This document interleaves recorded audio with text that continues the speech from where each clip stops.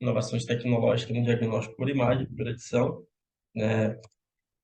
A minha fala hoje vai estar, né, no campo de atuação do técnico em radiologia e tecnólogo, né, na medicina nuclear, porque é um tópico que surge muita dúvida constantemente, né, no próprio serviço de medicina nuclear ou em radiologia, eu recebo muito essa pergunta, né, quem é o profissional que deveria atuar em medicina nuclear, no que diz respeito, né, à operação dos equipamentos e também alguns outros requisitos, né, de dentro da medicina nuclear. E aí eu vou esclarecer hoje aqui, né, dentro do possível, quem são os profissionais que estão na medicina nuclear e como que o técnico atua, né, do ponto de vista legal, tá? E aí vai ao encontro a palestra do professor Salomão sobre, né, a invasão de outras áreas, né, dentro da área do técnico de radiologia. E aí quem sabe da lei, quem está informado, vai conseguir se livrar, vai conseguir, né, reclamar seu direito. Eu vou falar uma coisa para vocês, muitas áreas estão realmente tentando tomar o espaço do técnico e do tecnólogo, por conta dessas brechas, né, que muita gente fala, brechas legais.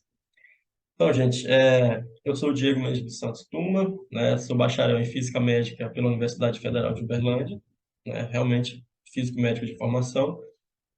Após a faculdade, eu fiz residência, né, em Física Médica com ênfase em imagem no Instituto Nacional do Câncer, no Rio de Janeiro. E isso me conferiu o título de especialista em medicina nuclear e radiodiagnóstico, né? Porque lá no INCA a gente faz a residência nas duas áreas, tanto na medicina nuclear quanto na radiologia. E aí, após a residência, é, também obtive o título, né, de supervisor de proteção radiológica pela Comissão Nacional de Energia Nuclear. Esse título, né, você tem que fazer uma prova, é uma certificação, né, por essa autarquia, não é algo que você só entra com o processo, é uma prova bem custosa, inclusive.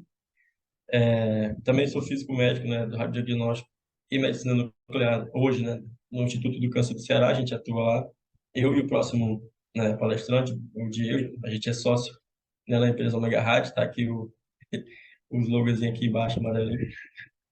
Também atuo, né, como físico médico, supervisor de atuação radiológica, tanto no radiodiagnóstico quanto na medicina nuclear, ação de imagem, e sócio fundador da empresa Omega Rádio Física Médica e Radioproteção.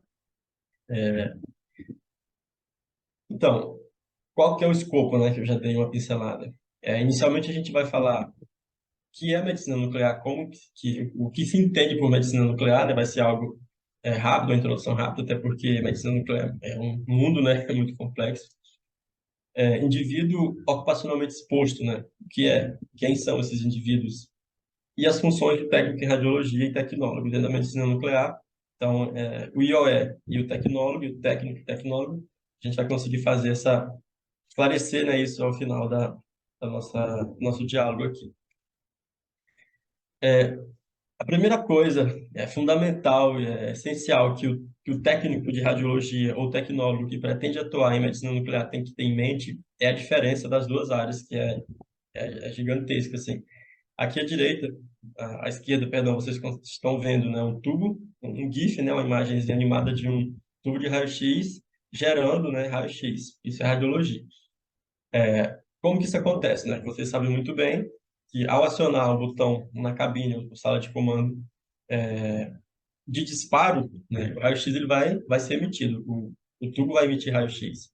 Uma vez que você retira o dedo, ele para, né, de emitir radiação, ou seja, é um processo artificial de produção de radiação ionizante.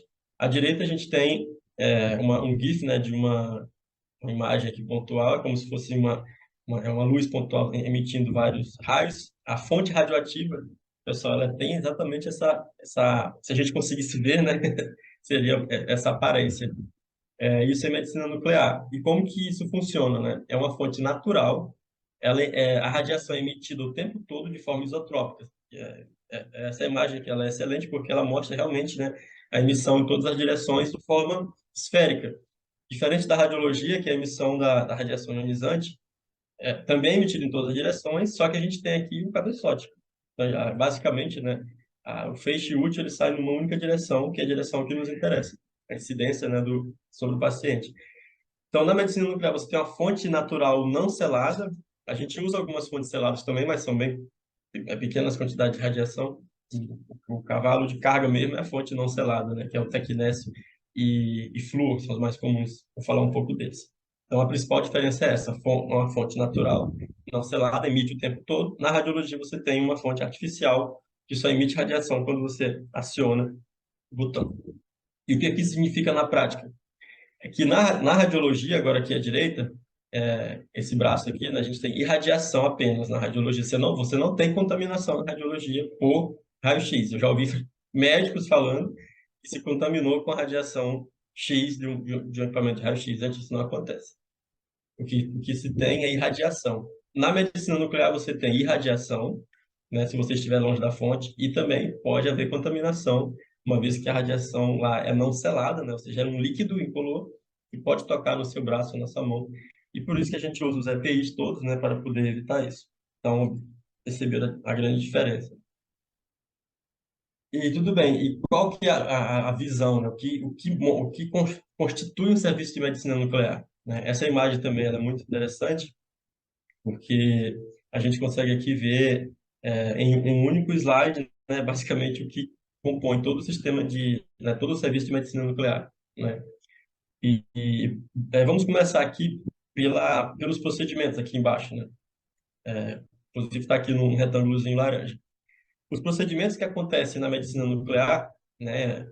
E aí muita gente acha que pensa que são apenas exames, mas não, na medicina nuclear também é, é realizado terapia, né? Por exemplo, com terapia de câncer de tireoide, né? Com o iodo 131, terapia de tumor neuroendócrino com lutécio, né? 177, e um outro tratamento muito comum é o de tumor e câncer de próstata, né? Inclusive com suas metástases com o radiofármaco rádio 223, o Xofigo.